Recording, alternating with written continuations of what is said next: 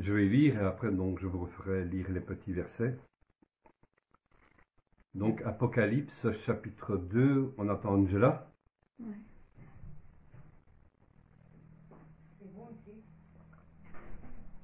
Voilà. Comme dit souvent Angela, que le Seigneur, je lis au nom de Jésus-Christ, que le Seigneur bénisse sa parole. Amen. Amen. Donc Apocalypse, donc chapitre 2, le verset 2 à 17 que nous allons lire. Et alors donc gardez un signet, donc gardez un signet donc sur donc dans ce passage-là, d'accord? Amen. Amen. Alors il est écrit, donc verset 12 jusqu'au verset 17. Non, Et- verset 12. Oui, donc Apocalypse chapitre 2, Oui, verset écrit 12 à alors. 17. C'est Ouais. ça. Écrit à l'ange de l'église de Pergame, voici ce que dit celui qui a l'épée aiguë à deux tranchants. Je sais où tu demeures, je sais que là est le trône de Satan, tu retiens mon nom et tu n'as pas renié ma foi. Même au jour d'Antipas, mon témoin fidèle qui a été mis à mort chez vous, là où Satan a sa demeure. Mais j'ai quelque chose contre toi. C'est que tu as là des gens attachés à la doctrine de Balaam, qui enseignait à Balak à mettre une pierre d'achoppement devant les fils d'Israël, pour qu'ils mangeassent, écoutez bien, des viandes sacrifiées aux idoles, et qu'ils se livrassent à l'impudicité. De même, toi aussi, tu as des gens attachés pareillement à la doctrine des Nicolaïtes. Repens-toi. Donc, repens-toi donc, sinon je viendrai à toi bientôt et je les combattrai avec l'épée de ma bouche. Que celui qui a des oreilles entende ce que l'Esprit dit aux églises. À celui qui vaincra, je donnerai de la manne cachée, et je lui donnerai un caillou blanc, et sur ce caillou est écrit un nom nouveau que personne ne connaît, si ce n'est celui qui le reçoit. Donc Jésus commence par cette phrase synonyme de réprimande, qui est assez, pour moi, sévère et de jugement. Donc, verset 12, il dit, voici ce que dit celui qui a quoi? L'épée aiguë à deux tranchants. Donc, le Seigneur, donc, on pense à de la justice. On pense à un jugement. Le Seigneur s'annonce comme celui qui porte l'épée de justice. Et il invite ceux qui se sont égarés ou ceux qui sont égarés à se repentir, sinon ils n'hériteront pas du royaume de Dieu. Ce qu'on peut suggérer, par exemple, au verset 12, c'est que Jésus, donc, par cette épée, il exerce son autorité avec cette épée en deux tranchants, comme il est écrit dans Luc, dans Hébreu, pardon. Luc écrit ceci dans Hébreu, le chapitre 4, verset 12, à propos de cette épée. Qu'est-ce qu'elle fait, cette épée? Eh bien, il est écrit qu'elle juge les sentiments et les pensées du cœur. Cette épée à deux tranchants. Donc, Jésus annonce un jugement. Et peut-être que seule la parole de Dieu pourrait nous faire revenir à la conscience, nous faire revenir à la raison. Est-ce que la parole de Dieu peut-elle réveiller nos consciences? Nous réveiller? On va faire un peu d'histoire. Pergame, c'est l'église de Pergame. On parle de l'église de Pergame. Il y a toujours, quand le Seigneur s'adresse aux églises dans l'Apocalypse, nous devons toujours remettre le passé historique de la ville, le contexte. Eh bien, Pergame, c'était un centre important de la culture, de l'éducation, et on trouve donc dans la région une des plus importantes bibliothèques, des livres. À l'époque, c'était énorme. On peut y trouver jusqu'à 200 000 livres. Et donc Jésus dit au verset 13, je sais où tu demeures. Je sais que là est le trône de Satan. C'est très important qu'il dise cela. Je sais où tu demeures, je sais que là se trouve le trône de Satan.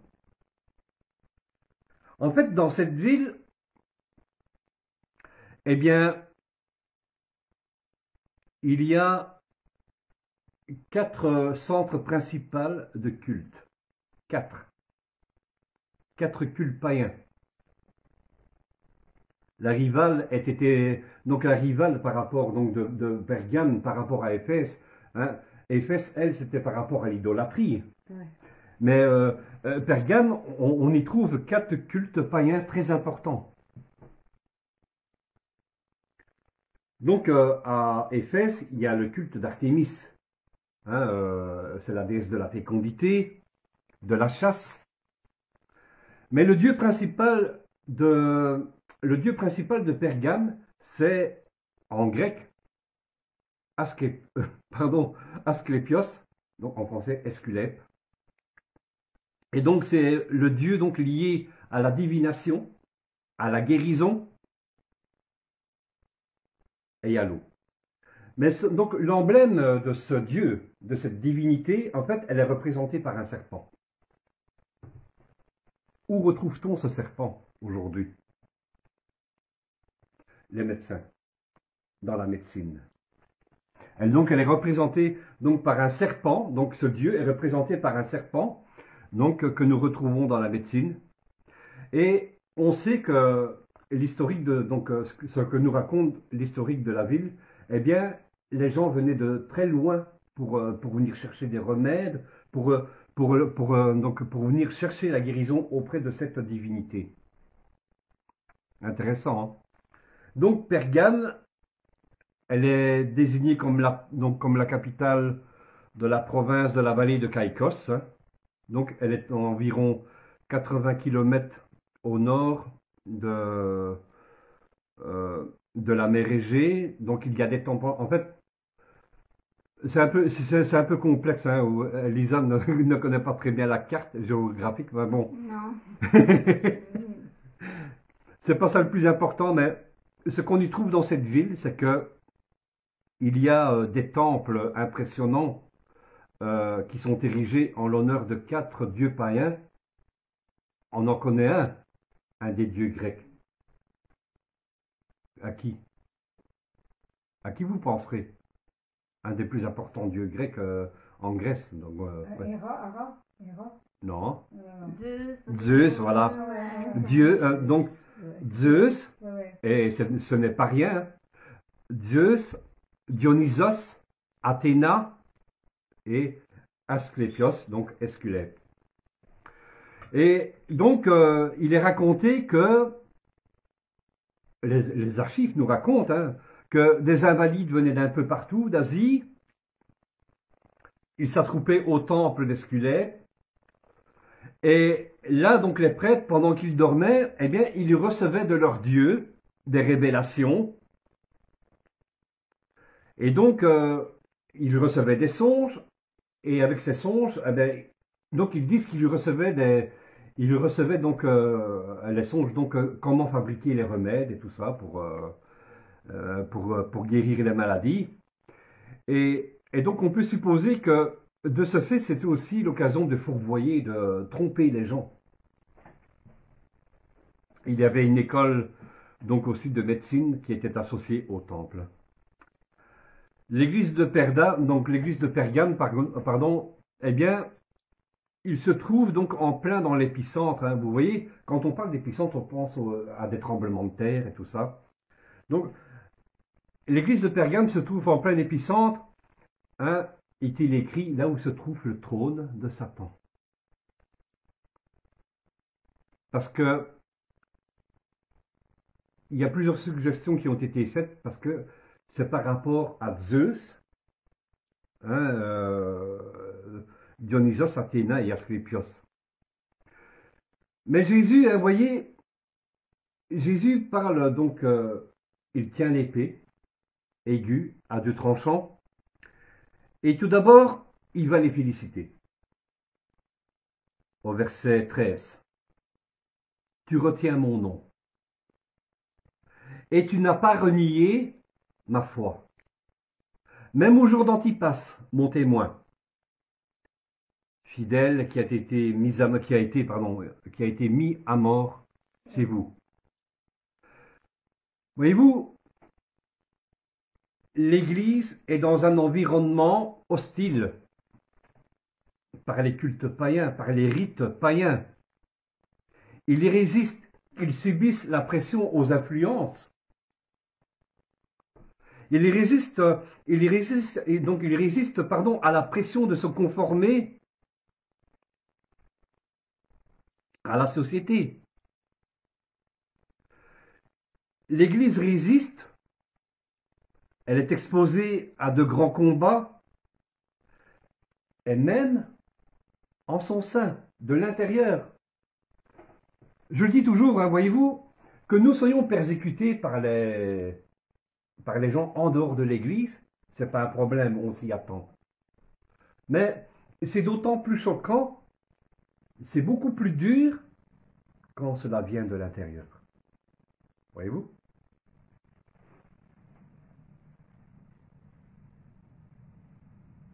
L'Église a d'ailleurs donc, ce que nous apprend l'histoire, eh bien, elle a beaucoup plus à redouter de ce qui se passe dans l'intérieur que l'extérieur, voyez-vous. Beaucoup résistent, mais d'autres se laissent fourvoyer,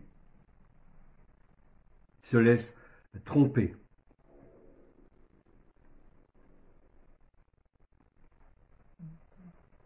Parce que, voyez-vous, la médecine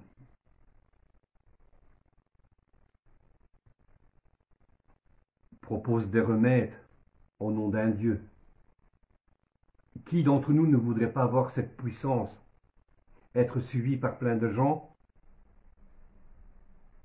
pour guérir les gens au nom de Dieu? Mais quel Dieu? Amen. Donc l'église de Pergame et les chrétiens dans cette ville n'ont pas la vie facile. Autant Éphèse a dû résister à l'idolâtrie, et Smyrne, l'église de Smyrne, que nous en avons parlé, a conservé, s'est battue pour conserver sa fidélité, alors que les apôtres meurent en martyrs. Eh bien, Pergame, elle doit résister au compromis, à l'abandon de la foi.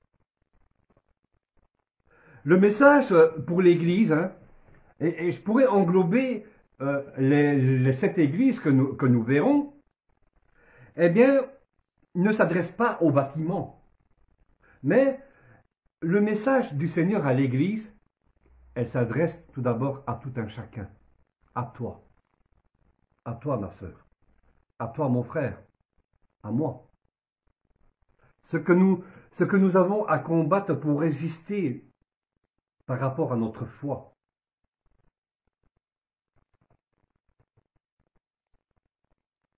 Nous devons combattre avec énergie pour que notre adversaire soit finalement vaincu. Mais il sera vaincu. Amen. Donc Jésus annonce qu'il va juger, on parle de Balaam, Jésus annonce qu'il va juger sévèrement les balamistes.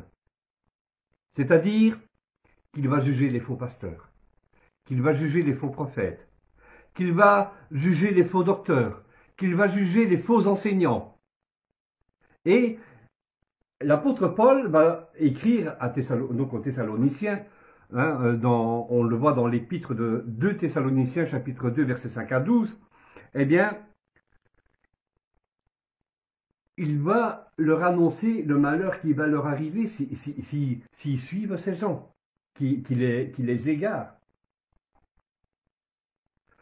Et Jésus, donc, nous l'avons vu, il parle d'Antipas. Et qu'est-ce que nous savons de lui? Pas grand-chose. Mais ce que nous savons, c'est qu'il ne s'est pas laissé entraîner dans le compromis. Il ne s'est pas laissé corrompre. Il ne s'est pas laissé tromper. Et nous savons que beaucoup de serviteurs de Dieu, eh bien, pour beaucoup, ce n'est pas facile pour eux. Ils sont à une telle place aujourd'hui. Mais après, le problème, hein, c'est quand les fidèles viennent les mettre un peu sur un piédestal un peu trop haut, et bien puis le serviteur de Dieu va se prendre un peu le coup. Nous devons rester simples. Amen.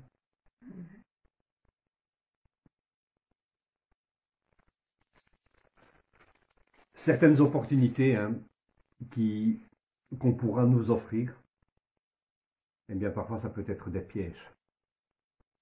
Des pièges qui peuvent faire tomber le serviteur de Dieu, le pasteur, le prophète. Le piège, c'est souvent la cupidité. Cupidité veut dire quoi? Le piège, c'est souvent la cupidité, c'est l'argent. Certains, par exemple, pour obtenir le succès dans le ministère, qu'est-ce qu'ils vont faire? Eh bien, ils vont faire des choses pas trop claires, ils vont aller voir des marabouts. Ils vont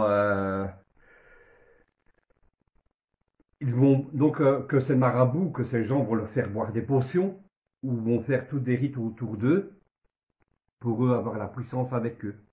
Voyez-vous? Et Paul va mettre en garde les serviteurs de Dieu. Dans 1 Corinthiens chapitre 10, verset 12. Si aujourd'hui je suis pasteur, est-ce que je dois croire que ça y est, je suis arrivé? Paul dit ceci dans 1 Corinthiens chapitre 10, verset 12. Ainsi donc, mais c'est valable pour tout un chacun, hein? C'est pas parce que je suis super spirituel, hein? Paul dit ceci, nous devons rester toujours humbles. Ainsi donc que celui qui se croit être debout prenne garde de tomber. Donc, mais la parole de Dieu, donc le Seigneur est très sévère avec celui qui a la charge du troupeau. Que vous tombiez. Mais si moi je vous entraîne, je devrais répondre encore plus de mes actes. Ah oui. Voyez-vous? Je vais répondre doublement, triplement par rapport à vous. Vous serez condamné, vous serez perdu. Mais moi, je vais répondre doublement, triplement, tout ce que vous voulez. Je vais répondre sévèrement de mes actes.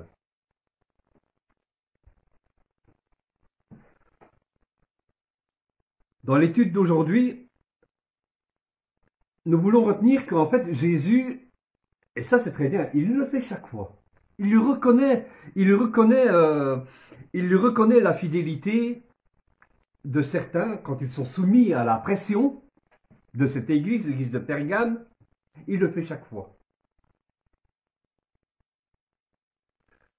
Mais il est fâché, il reprend sévèrement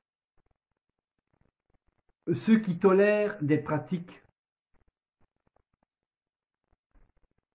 et enseignements contraires aux valeurs, à la doctrine de Christ. Le compromis, hein, voyez-vous, peut être défini par deux choses. On accepte les concessions, et dans le cas présent, la doctrine de Balaam et les œuvres des Nicolaïtes, ou bien alors nous refusons le compromis, nous restons fidèles, peu importe ce que l'on dit de vous, peu importe qu'on vous mette la pression, mais résistez. Résistez aux influences du monde. Résistez à l'idolâtrie. Résistez à la sorcellerie. Résistez à la cupidité. Résistez à l'immoralité. Résistez à l'impudicité. Amen. Donc le Seigneur dit, tu retiens mon nom.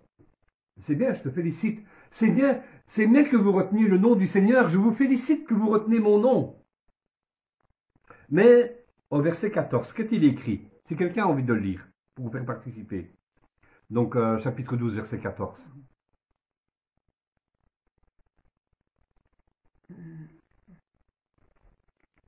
Mais j'ai quelque chose contre toi, c'est ça? Oui. sais que tu as là des gens attachés à la doctrine de Balaam, qui enseignaient à Balak à mettre une pierre d'achoppement devant les fils d'Israël, pour qu'ils mangeassent les viandes sacrifiées aux idoles et qu'ils se livrassent à l'impudicité. De même, toi Ouais, c'est bon, aussi. c'est bon, c'est bon. Ah, c'est Voilà, ouais. Balak, nous l'avions déjà vu une fois dans un cours, dans un enseignement. Balak est roi de Moab et il avait peur du grand nombre d'Israélites qui étaient présents à sa frontière. Les Israélites n'allaient pas l'attaquer. Il n'y avait pas de raison. Mais Balak, le roi, a peur. A peur qu'Israël viole ses terres et qu'il les chasse.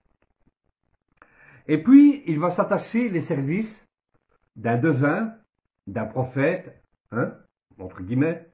Il va s'attacher les services de Balaam, il s'appelle Balaam. Donc c'est un puissant devin, il est très connu dans la région. Il est très influent. En général, hein, ce qu'il fait, il a souvent eu du succès. Donc c'est pour ça que Balak, le roi, fait appel à ses services, afin qu'il prononce une malédiction contre... donc qu'il demande à l'Éternel que l'Éternel maudisse Israël. Mais le Seigneur ne va pas lui accorder cela. Ce que le Seigneur met dans la bouche du devin Balaam, c'est tout le temps des paroles de bénédiction. Et alors donc, Balak me dit, mais tu le fais exprès. Hein? Balak lui promet que s'il réussit à corrompre les fils d'Israël, il lui promet quoi? Il lui promet des richesses. Il n'y arrive pas, il le fait une fois, deux fois, trois fois, il n'y arrive pas. Et comme il n'y arrive pas, eh bien, Balaam va trouver quelque chose de plus subtil. D'accord, je ne vais rien faire. Mais voilà ce que tu vas faire. Nous allons mélanger les filles de Moab aux fils d'Israël, aux Hébreux. Et alors de là, ils seront séduits. Écoutez bien, séduction. Les filles, séduction. Je n'ai rien contre les femmes. Vous êtes en nombre. Séduction. Ils vont entraîner le peuple dans le péché, dans l'idolâtrie, aux viandes sacrifiées aux idoles. Ils vont pratiquer ce que nous pratiquons. Ils vont servir nos dieux. Et ainsi, l'Éternel, que fera-t-il? Si mon peuple pêche, ainsi l'Éternel va maudire Israël. Voyez-vous? Et donc, Balaam les a trompés finalement par la séduction pour obtenir les richesses que Balak lui a promis. Il a obtenu son gain cupide. Mais le Seigneur a intervenu. Ceux qui ont péché contre l'Éternel sont morts, n'est-ce pas? Mais voyez-vous, dans cette histoire que nous voyons sur l'église de Pergame, ce que nous savons, c'est que Satan a très bien compris que de l'extérieur, il ne trompera jamais personne. Voyez-vous? Balaam introduit les filles dans le camp d'Israël. Ils sont séduits, ils sont trompés. Et donc, mélangeons ce que dit Satan, un exemple. Mélangeons-les avec mes agents, entre guillemets, hommes de Dieu.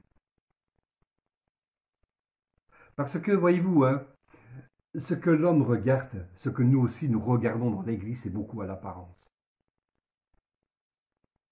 Ah, mais si cet homme, il fait tomber des gens, cet homme a la puissance, cet homme prophétise, il dit même des choses vraies. Il a la guérison avec lui. Des gens sont guéris. Ils le font même au nom de Jésus-Christ. Hein. Et vous souvenez-vous ce que Jésus disait à ces hommes? Seigneur, ces hommes qui viennent trouver Jésus, il vient leur dire, Seigneur, n'avons-nous pas guéri en ton nom? N'avons-nous pas prophétisé en ton nom? éloignez-vous de moi, je ne vous ai jamais connu.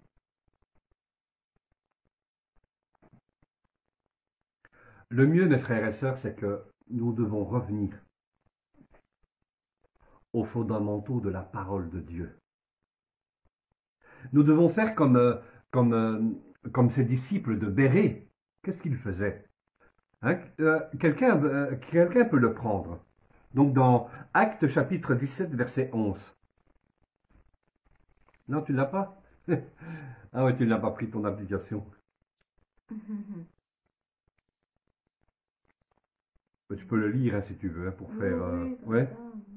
Donc Actes chapitre 17, verset 11, hein, où Paul et Silas écrivent à propos de ces hommes de Bérée. Nous ne devons pas être dupes quand quelqu'un vient nous parler de l'évangile. Même que nous venions, même si on vient nous parler de l'évangile, que devons-nous faire?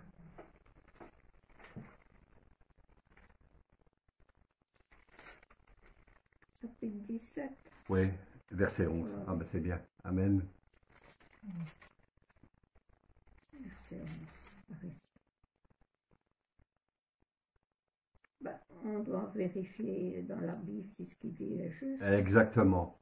Donc, la parole, donc, Paul et Silas écrivent à leur propos.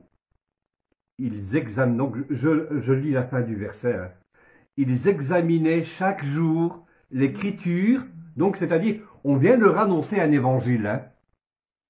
On vient leur annoncer, on vient leur parler d'un évangile. Et que font-ils? Devons-nous être dupes? Ils examinaient chaque jour les Écritures pour voir si ce qu'on leur disait était exact. Amen. Je vous disais donc que l'un de ces dieux de la ville de Pergame, et c'est le plus important, hein, il est même plus important que Zeus, Dionysos, hein, et Athéna.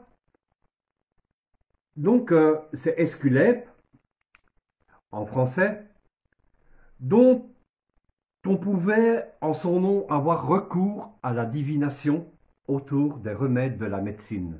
Donc, on peut penser aussi à la médecine parallèle, hein, n'est-ce pas? Ouais.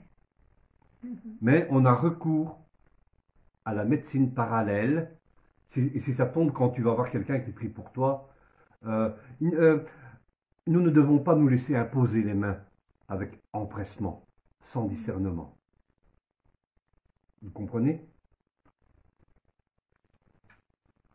Ce Dieu avait des pouvoirs de guérison. Et peut-être que nous pouvons obtenir ce pouvoir en priant pour les gens. Mais il y a des pratiques occultes autour. C'est simplement de la sorcellerie. Et cette sorcellerie, ce que Jésus reproche à l'église de Pergame, gangrène nos églises. Jésus reproche à l'église de Pergame de tolérer en son sein. Elle tolère la présence de ceux qui, comme Balaam, eh bien, détournent les fidèles. Et Pierre va dire ceci. De ces hommes, dans 2 Pierre chapitre 2 verset 15. Après avoir quitté le droit chemin, ils se sont égarés en suivant la voie. Il parle des serviteurs de Dieu, de ceux qui le suivent. Ils se sont égarés en suivant la voie de Balaam, fils de Bossor, qui aima le salaire de l'iniquité. Donc, ce qui est sûr, c'est que certains serviteurs ont très bien commencé. Mais face aux pressions, face aux influences, ils ont accepté le compromis et ainsi ils tolèrent l'impudicité, ils tolèrent l'immoralité dans l'Église. Ils se sont laissés détourner par les influences, et ce qui les a détournés, bien souvent, c'est le problème, c'est l'argent. Voyez-vous?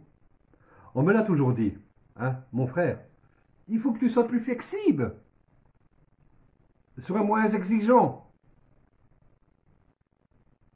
Mais Jésus, comment était-il quand il s'est présenté devant le temple où on faisait du commerce? N'est-ce pas?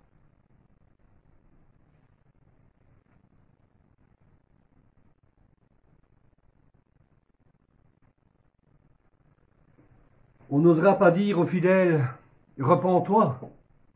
Voici ce que dit le Seigneur. Il vient juger avec l'épée aiguë, à double tranchant, parce que, si je suis trop dur avec les fidèles, si je ne leur dis pas qu'ils doivent fuir l'immoralité, s'ils doivent abandonner leurs péchés, comment je vais payer les frais de mon assemblée?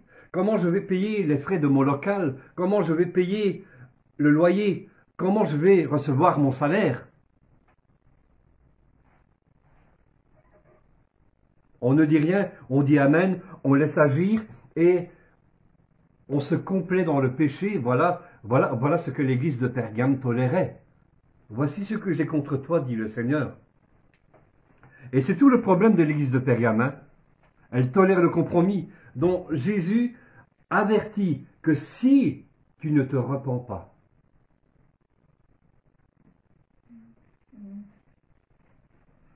et Paul encore, j'aime bien cet apôtre-là, il relève un point qui est très dérangeant dans 1 Corinthiens, chapitre 5, versets 1 à 13, que je vais lire, il est long. Mais donc, tout d'abord, nous allons lire les 3 premiers versets. Je ne sais plus ce que tu as. 1 Corinthiens, chapitre 5, versets 1 à 13. Et alors, nous allons lire les 3 premiers versets. Les 1 à 3.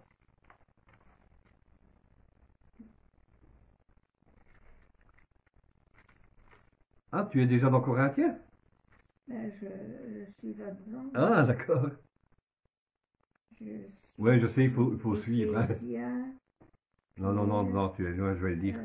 Oui, Ouais. parce que après, Ouais. on n'arrive pas à On entend dire généralement qu'il y a parmi vous de l'impudicité.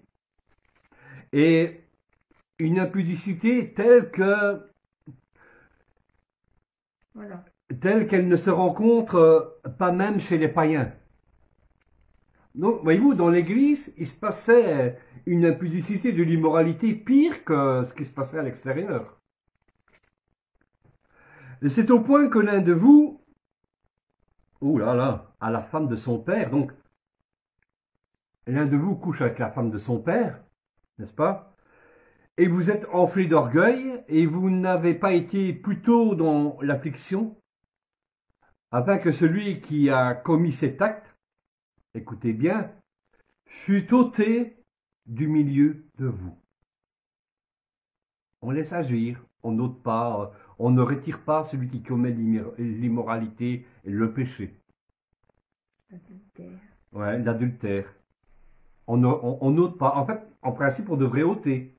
Si nous devons, si la personne ne se repent pas, voyez-vous, qu'elle continue, parce que c'est ce que Paul montre.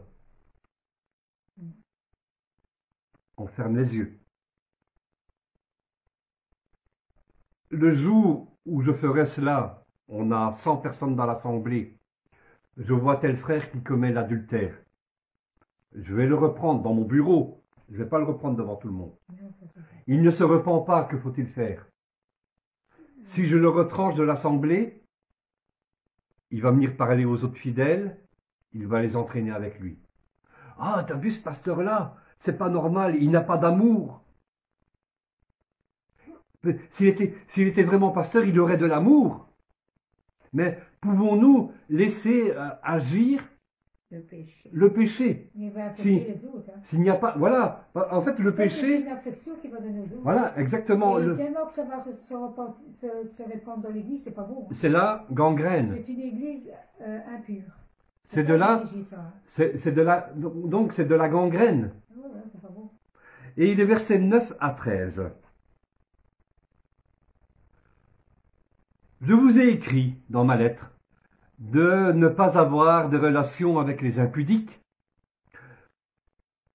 non pas d'une manière absolue. Ah pardon, voilà. Je vous ai écrit dans ma lettre de ne pas avoir de relations avec les impudiques, non pas d'une manière absolue avec les impudiques de ce monde, ou avec les cupides, ou les ravisseurs. Donc en fait, le Seigneur nous permet que nous ayons des contacts avec les gens du monde, mais le problème c'est de l'intérieur, hein, n'est-ce pas? Ou avec les cupides et les ravisseurs, ou avec les idolâtres. Autrement, ils vous auront fait, donc le Seigneur nous aurait fait sortir du monde. Maintenant, ce que je vous ai écrit, c'est de ne pas avoir de relation avec quelqu'un qui, se nommant frère, est impudique, ou cupide, ou idolâtre, ou outrageux, ou ivrogne, ou ravisseur, de ne pas même manger avec un tel homme. Qu'ai-je en effet à juger ceux du dehors? Ils ne sont pas convertis. N'est-ce pas ceux du dedans que vous avez à juger? Pour ceux du dehors, Dieu les juge. Et que conseille Paul à la fin du verset 13? Ôtez le méchant du milieu de vous. Le jour où un tel pasteur fait exactement cela, son assemblée, elle va se réduire de moitié, même de 3/4. Certains vont dire c'est juste, j'aime bien j'aime bien ce caractère que le pasteur a. J'aime bien ce caractère de cet homme de Dieu. Parce que vous voyez, ce qu'il tolère, s'il le tolère, donc par rapport à toi, ce qu'il tolère, lui, il va répondre doublement, il va répondre beaucoup plus sévèrement.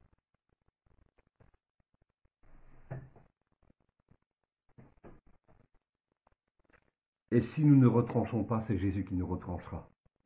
En fait, l'Église peut fonctionner, hein, mais que fait le Seigneur? Il enlève le chandelier. Le Saint-Esprit n'est plus là. Même que les gens vont tomber, ce n'est pas l'œuvre du Saint-Esprit. Même que les gens vont guérir, vont parler en langue, de tout ce que vous voulez, ce n'est pas l'œuvre du Saint-Esprit. Mon frère, ma soeur, oh pasteur, je parle en langue. Mais à côté de ça, tu commets l'adultère, tu commets des péchés, tu commets l'impudicité. Je te dis, ce n'est pas l'œuvre du Saint-Esprit. Amen. Ouh, Seigneur, je suis méchant aujourd'hui. Peut-on fermer les yeux sur de telles choses? C'est dur, c'est dur, c'est dur. Hein. Peut-être pour ça qu'il y a beaucoup de gens ici avec nous. C'est dur. Donc Jésus reproche aux pasteurs, dans notre étude d'aujourd'hui, Jésus reproche aux pasteurs et aux enseignants qu'ils tolèrent ce que Dieu condamne. Peut-on marier des couples du même sexe? Et pourtant ça se passe. Des pasteurs, des couples de pasteurs homosexuels. Ils vont aller vous trouver, oui, mais si cela n'était pas vrai, pourquoi les animaux, ils font ça entre eux? Mais nous ne sommes pas des animaux.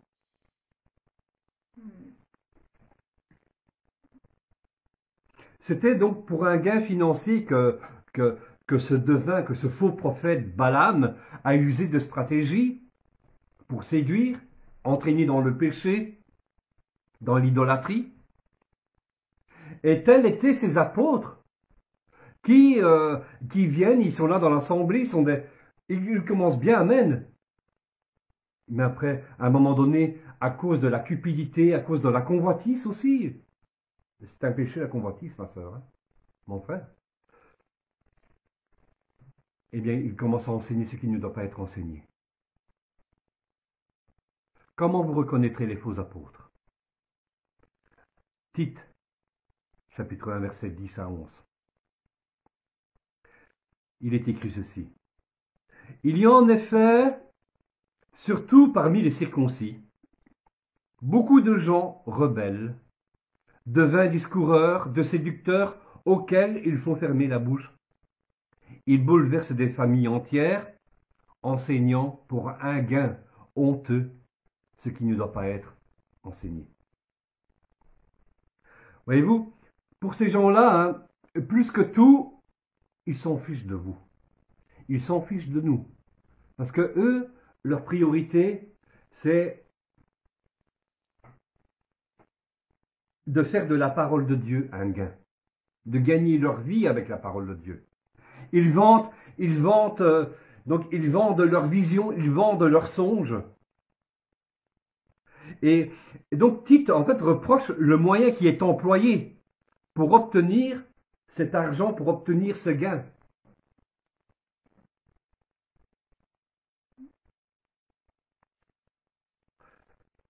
Voyez-vous, hein, pour comprendre, mais qu'est-ce qui nous attire beaucoup dans ce côté, en fait, ce côté de Balaam, c'est beaucoup, en fait, nous recherchons en fait le mystique, le surnaturel. Dans ce problème de l'église de Pergame, il y a ce mystique, la guérison via des remèdes. Mais pour comprendre le surnaturel, hein, eh bien, nous devons comprendre la nature de Dieu en premier. Qui es-tu, Seigneur? Souvent, en fait, nous voulons atteindre un certain niveau avant d'avoir commencé par la première marche de l'échelle. Moi, je dis souvent à notre sœur à Monica, c'est pas à pas. Je ne peux pas exiger de quelqu'un qui a été sous des influences pendant des années, directement que tu vas être là à un tel niveau, que tu vas être à la dernière marche. C'est pas vrai. Mais je sais que, pas à pas, moi je n'ai pas abandonné mes fêtes païennes comme ça, tout d'une fois, par enchantement. En fait, pas à pas, le Seigneur m'a éclairé.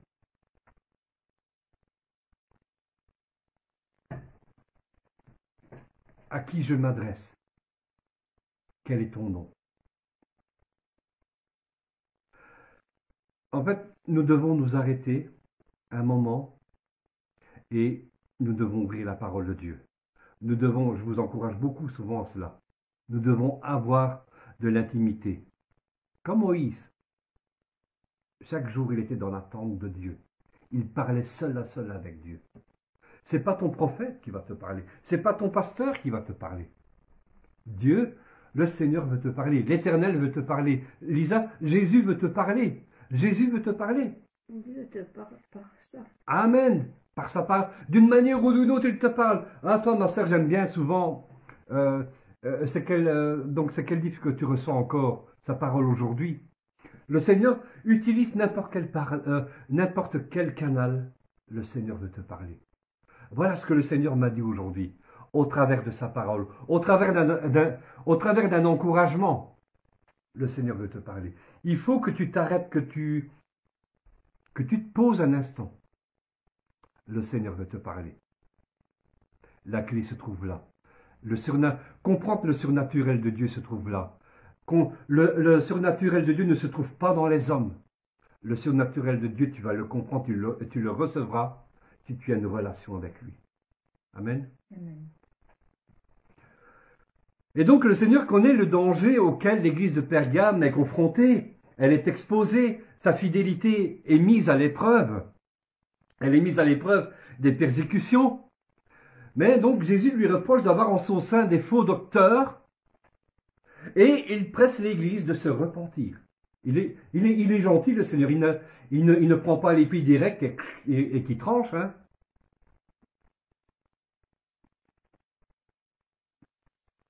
Mais voyez-vous, mais ces hommes, hein, sous prétexte de la liberté, de la grâce, hein, eh bien, ils il proclamait que les chrétiens pouvaient participer à des banquets, et là s'en suivaient des actes. On parle de viande sacrifiée aux idoles, qui finalement partaient dans l'idolâtrie. Donc, et ça les entraînait, on parle de prostitution sacrée, n'est-ce pas? C'était un rite, hein, là-bas à Corinthe notamment. Ils acceptent qu'ils soient entraînés dans des relations impures.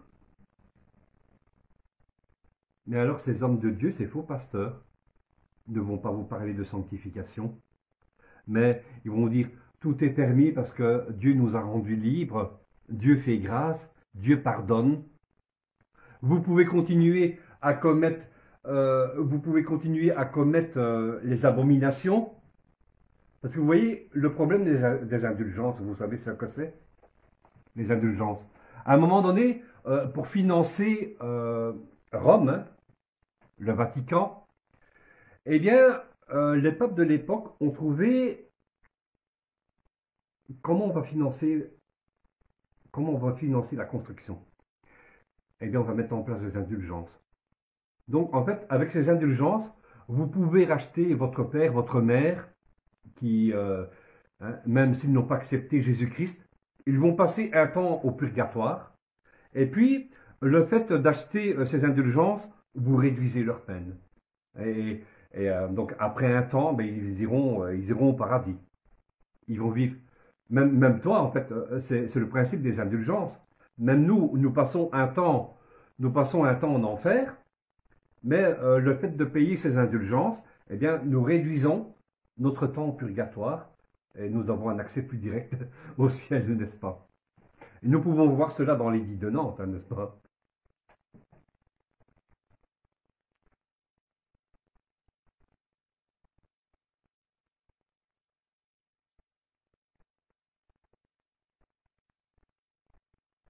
Donc l'église de Corinthe a été confrontée à ce problème. La grâce, la liberté, n'est-ce pas? Et dans 1 Corinthiens chapitre 10, versets 20 et 30, il dit ceci.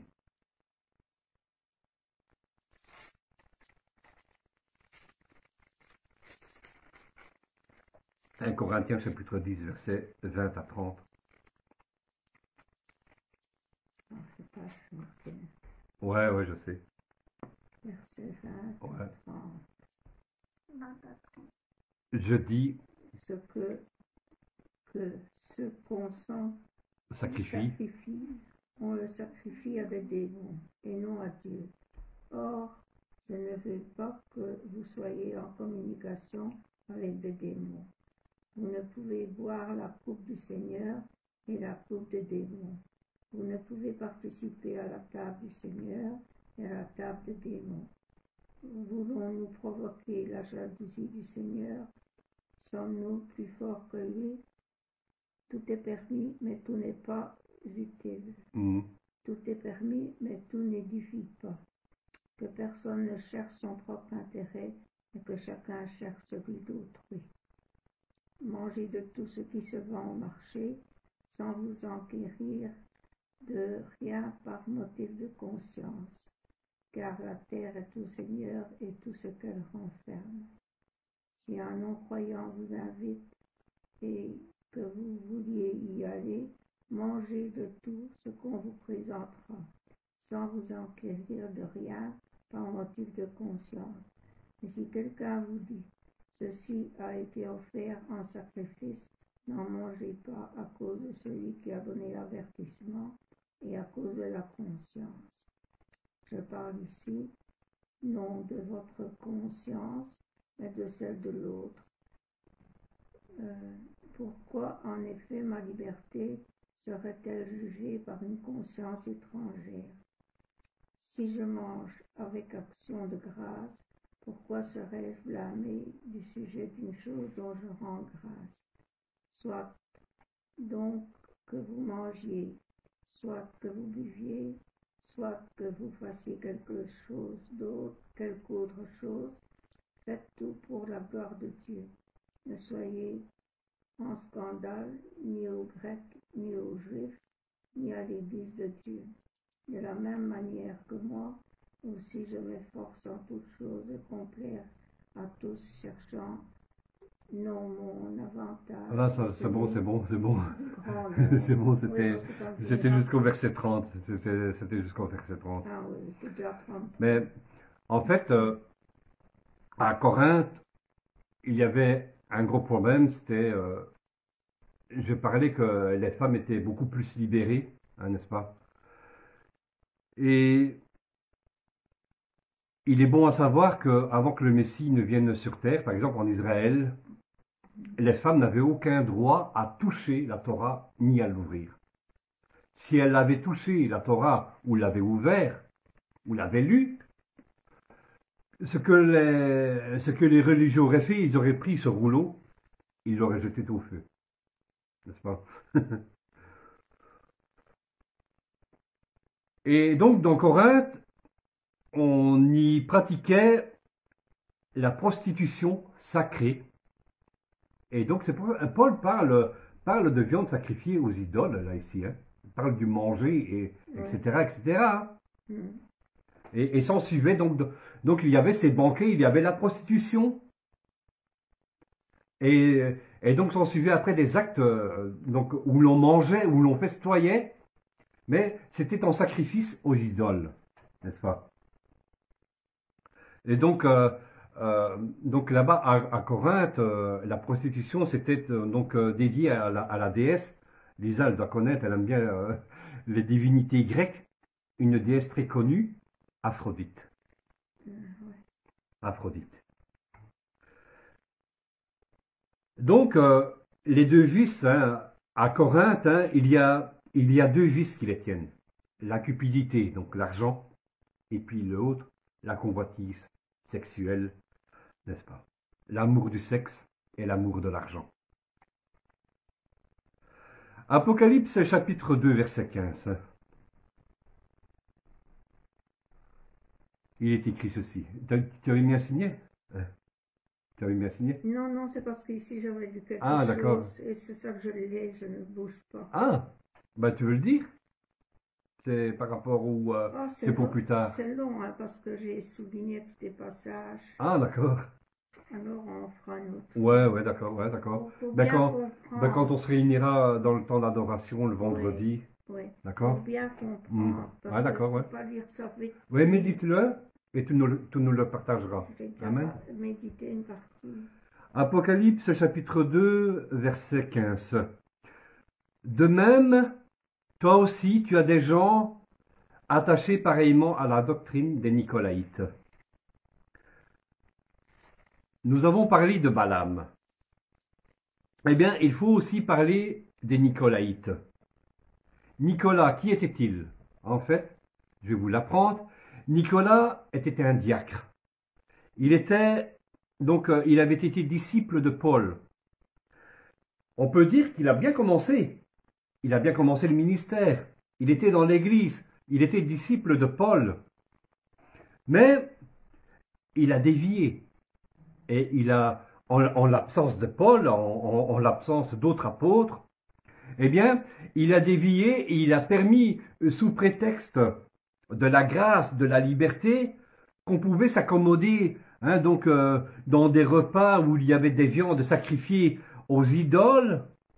Hein, il a permis le désordre au nom de la liberté en Jésus-Christ, le paganisme. C'est-à-dire que il a accepté qu'on mélange des croyances païennes, on les a christianisées, et donc il a accepté qu'on laisse entrer du compromis dans l'Église. Voyez-vous, si on acceptait les tels compromis, ben les gens vont venir plus facilement à l'Église. Mais après, pour s'en détacher après, non. On va rester dans les mêmes rites, hein, pour ne pas perdre les membres, pour ne pas perdre les fidèles. Pourquoi? À cause de l'argent. Et on va bientôt clôturer. Dans son message, donc dans son message à l'église de Pergame, le Seigneur, en fait, ce que nous pouvons retenir, hein, c'est qu'il nous invite à fuir le compromis. Il nous invite à fuir le péché. Mais si notre Église, Compromis. je t'assure, hein, et vous devez me reprendre, Compromis. si mon Église ou votre Église est dans ce compromis, ce qu'il vous est recommandé de faire, eh bien, c'est de nous repentir, de changer d'attitude, et dans le cas contraire, vous, en tant que fidèle, que de vous faire rester. Apocalypse chapitre 18, versets 1 à 4, il est écrit ceci. Après cela, je vis descendre du ciel un autre ange, qui avait d'une grande autorité, et la terre fut éclairée par sa gloire. Il cria d'une voix forte, disant, « Elle est tombée, Babylone la grande. Elle, devenue une habitation de démons, un repère de tout esprit impur, un repère de tout oiseau impur et odieux, parce que toutes les nations ont bu du vin de la fureur de son impudicité, et que les rois de la terre se sont livrés avec elle à l'impudicité, et que les marchands de la terre se sont enrichis par la puissance de son luxe. Et j'entendis du ciel, une autre voix qui disait, sortez du milieu d'elle, mon peuple, afin que vous ne participiez point à ses péchés et que vous n'ayez point part à ses fléaux. Que devons-nous faire? Si vous êtes dans une telle église qui ne se repent pas et qui accepte l'impudicité, qui accepte le péché, qui accepte la sorcellerie, que devez-vous faire? Fuir, fuyez, fuyez, fuyez, fuyez, ne participez point à ces péchés, afin que vous n'ayez point de part, à ces fléaux. Babylone, que l'on dit aussi la mère des prostituées. La grande prostituée représente l'impudicité, l'immoralité, la cupidité, la sorcellerie, la divination, etc., etc., etc. Voilà ce que le Seigneur nous demande de fuir. Si vous êtes dans une telle assemblée, fuyez. Mais ces hommes vont dire, ah oui, mais il est écrit dans la parole que nous ne devons pas abandonner notre assemblée. Mais si vous vous trouvez dans une assemblée où il se passe ces choses, où on accepte ces choses, la parole est claire. Fuyez. Parce que sinon, vous allez prendre part à ces fléaux. Vous comprenez? Très dur les paroles que je dis aujourd'hui. Et Jésus va terminer, on va terminer sur une note bien plus positive. On va lire le verset 17.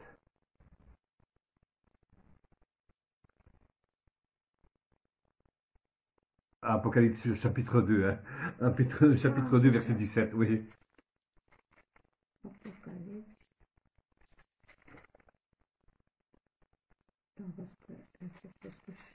Je suis dans l'Apocalypse. Ouais, chapitre 2, verset 17. Chapitre 2, verset 17.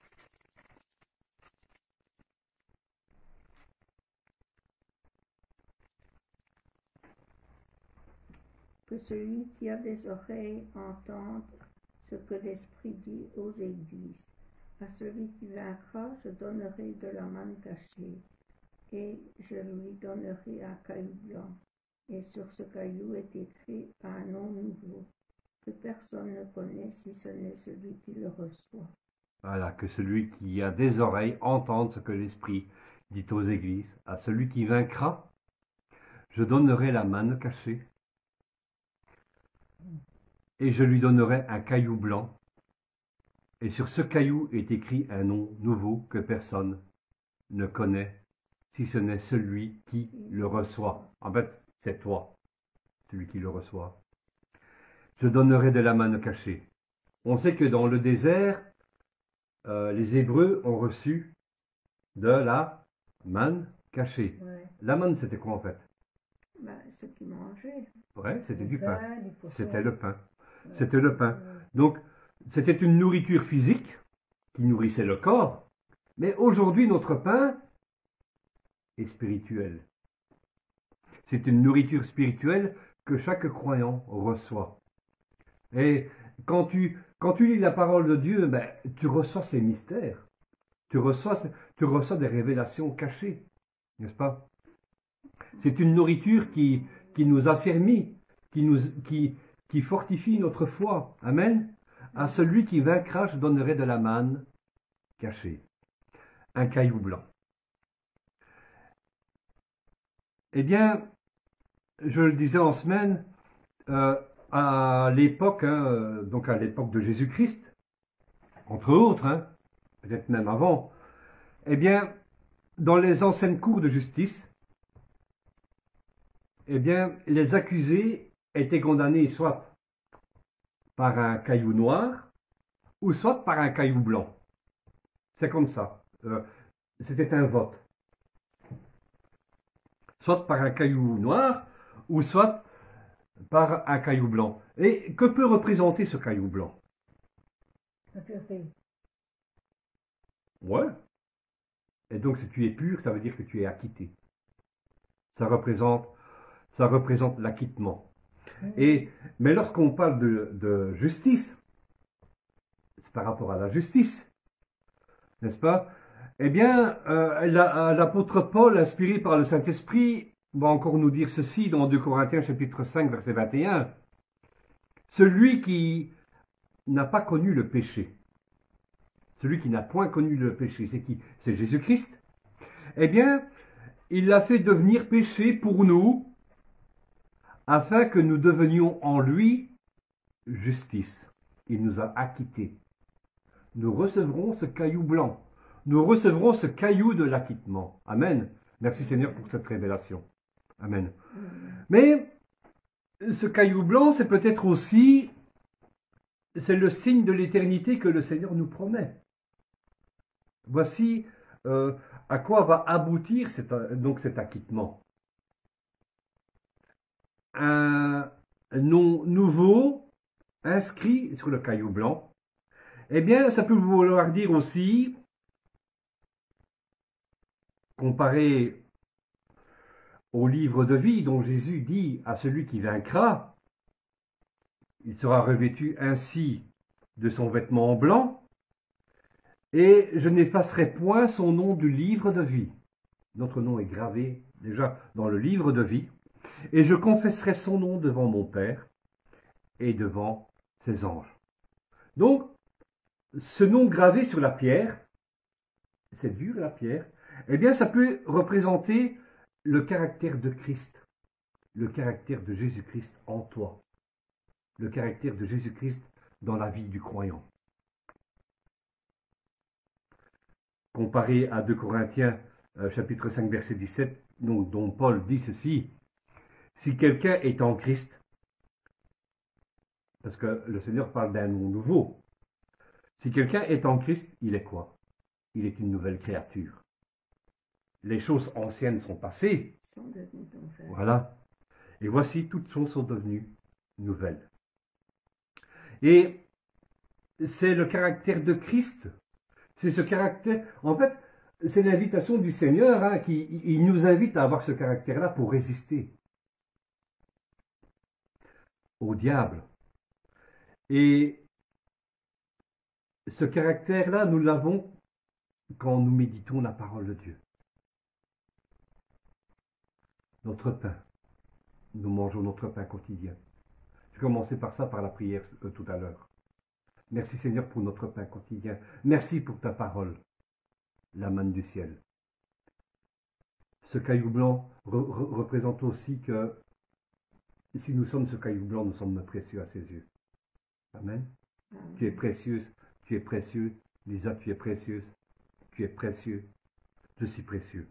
En conclusion, le message de l'Église à Pergame, eh bien, nous invite à une chose, en conclusion, à résister à l'influence du monde, à l'influence de Satan, même, difficile à dire, de rester fidèle même jusqu'à la mort. Amen. Amen.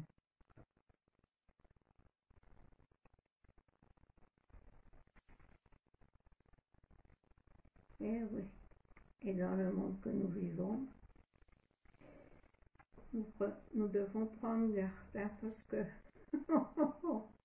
Oui, c'est pas facile. ça s'enchaîne, hein. Oui, tous les trucs s'enchaînent. Ça s'enchaîne. Amen. Il y a quelqu'un qui veut ajouter quelque chose? Lisa? Donc, Non? Moi, je dis c'est pas facile pour les jeunes. Pour les plus âgés, Ouais, c'est tout à fait.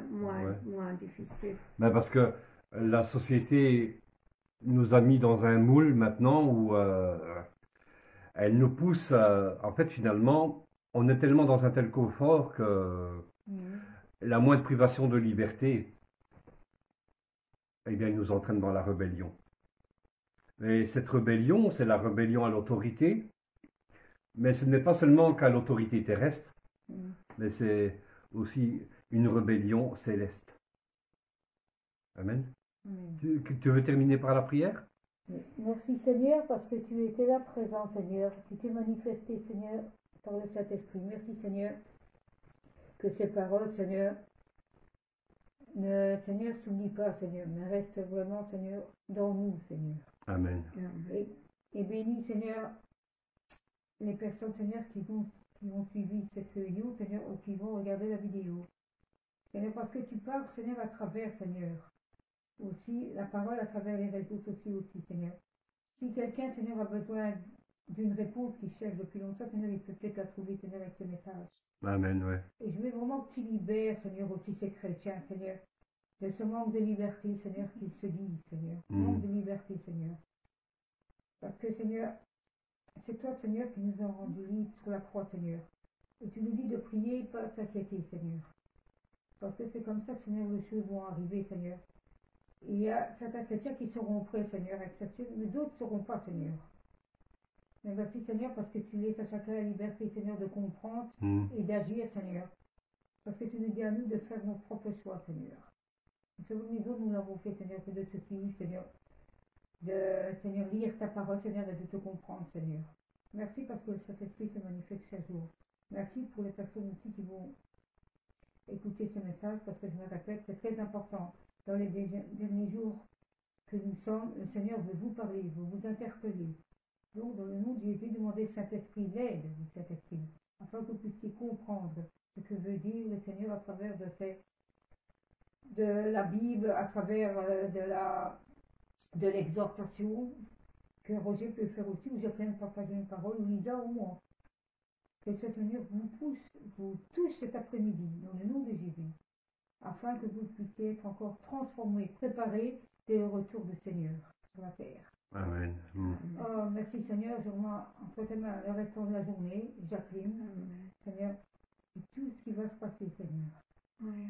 Pour ta gloire, Seigneur, je remets tout ça. Que tu agis puissamment, Seigneur. Oh, merci Seigneur, Amen. Amen. Amen. Amen. Amen. Que le Seigneur vous bénisse, qu'il vous garde la semaine. Soyez sages.